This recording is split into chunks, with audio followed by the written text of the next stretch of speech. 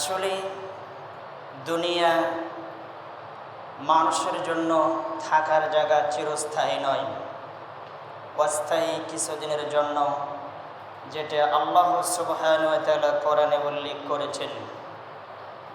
আল্লাহ তাআলা পৃথিবীর জমিনে মানুষকে প্রেরণ করেছেন কিছু নেক কর্ম করার জন্য, ভালো কর্ম করার জন্য পৃথিবীর জমিনে আল্লাহ তাআলা পাঠিয়েছেন। কে কতটুকু ভালো করতে পারে এই জন্য আল্লাহ তাআলা পরীক্ষা স্বরূপ দুনিয়ার জগতে আমাদেরকে সৃষ্টি করেছেন, পাঠিয়ে দিয়েছেন। কিন্তু সেই পরীক্ষা কে কতটুকু সফলতা অর্জন করতে পারবো আল্লাহ ভালো জানে। তবে নিজের আমলের নিজের স্রোতে বোঝা যাবে আসলে আমি কি করছি। যেহেতু সময় সংকীর্ণ, অতীব কম, জমার দিন হচ্ছে ছোট, কিছু বলে শেষ করা যায় না, সেহেতু আলোচনা ভূমিকা দীর্ঘ না করেই মূল আলোচনা করাই উচিত। আল্লাহ সুবহানাহু ওয়া তাআলা সূরাত মুমিনুল ভিতরে 18 নম্বর পারা 23 নম্বর সূরা 11 নম্বর পৃষ্ঠায় পাবেন।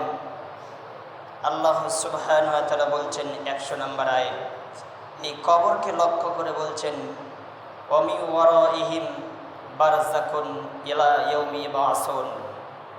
কবরের জায়গাকে, কবরকে আল্লাহ তাআলা বারযাক বলে উল্লেখ করেছেন, আলামে বারযাক। আল্লাহ সুবহানাহু ওয়া তাআলা কবরকে আলামে বারযাক বলেছেন, কোরআনে উল্লেখ করা হয়েছেন। এই কবরের স্থান যেটা মানুষের জন্য খুবই ভয়াবহ, খুবই কঠিন এবং জটিল, যা বলে শেষ করা যাবে না। আল্লাহ বলছেন আলামে বারযাক, যেখানে মানুষ মৃত্যুর পরে কিয়ামত হওয়ার আগ পর্যন্ত অবস্থান করবে। মানুষের মরণের পরে, মরার পরে এবং কিয়ামতের ময়দান, কিয়ামত সংগঠিত হওয়ার আগ পর্যন্ত মানুষ অবস্থান করবে। সেই জায়গাটার নাম কি? আলামে বারযাক।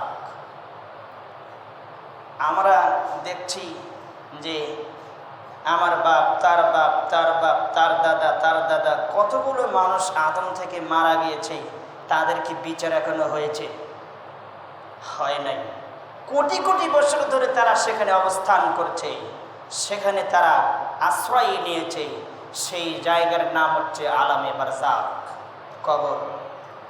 আরো কয়শো বছর থাকবে পৃথিবী আল্লাহ ভালো জানে, আল্লাহু আলাম।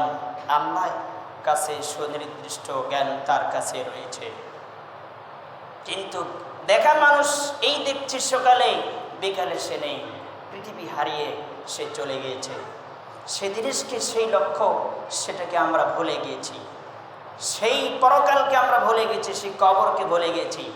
এই ব্যাপারে আবু সাঈদ খুদরি রাদিয়াল্লাহু তাআলা থেকে হাদিস বর্ণিত এবং আল্লাহ সুবহানাহু ওয়া তাআলা কোরআনে উল্লেখ করেছেন।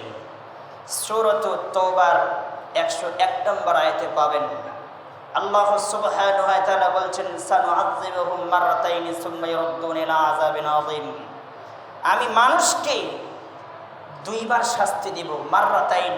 আল্লাহ সুবহানাহু ওয়া তাআলা বলেন, আমি মানুষকে দুইবার শাস্তি দিব। এক, মৃত্যুর টাইমে যে একটা কষ্ট রয়েছে, এই শাস্তি আমি দেব। দুই, কবরের আযাব। তারপরে তিনি বলছেন, সুম্মা ইউরদ্দুনা ইলা আযাবিন আযীম, তারপরে বড় থেকে বড় দিকে আস্তে আস্তে ফিরে নিয়ে যাব। তাহলে আল্লাহ সুবহানাহু ওয়া তাআলা বলছেন, আমি মানুষকে দুইবার শাস্তি দিব। এক, মৃত্যুর যে একটা শাস্তি রয়েছে, আত্মা রূহ বের করার টাইমে যে একটা কষ্ট রয়েছে, এই এক কষ্ট। আর দ্বিতীয় শাস্তি, আযাব হচ্ছে কবর। তারপরে আল্লাহ বলছেন, সুম্মা ইউরদ্দুনা ইলা আযাবিন আযীম, এবং আস্তে আস্তে জটিল থেকে জটিল, কঠিন থেকে কঠিন, আস্তে আস্তে বড় থেকে বড় দিকে ফিরিয়ে নিয়ে যাব। সেটা হচ্ছে বিচারের মাঠ, সেটা হচ্ছে জাহান্নাম। তাহলে কত পরীক্ষার উপর আমরা রয়েছি, সেই পরীক্ষার জন্য কে কতটুকু পরিস্থিতি নিয়েছি।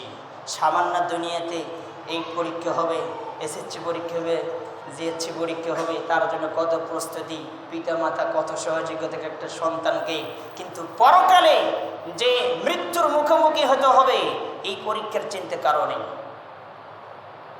সন্তানকে বলে না আব্বু যে তোমার মরণ হবে, এই মরণের টাইমে তুমি কি বলবে, তোমার অবস্থা কি হবে, তুমি কি শিখলে, কি অর্জন করলে, আমি পিতা তোমাকে কি দিতে পারলাম, কতটুকু তুমি আল্লাহর জ্ঞান অর্জন করলে, কতটুকু তুমি আল্লাহর এলেম অর্জন করলে, কতটুকু তুমি নবী মুহাম্মদ সাল্লাল্লাহু আলাইহি ওয়াসাল্লামের আদর্শ তোমার ভিতরে গ্রহণ হয়েছে, কতটুকু তোমার ভিতরে আদর্শ রয়েছে, এই চিন্তা কোনো পিতার নেই, কোনো মাতার নেই।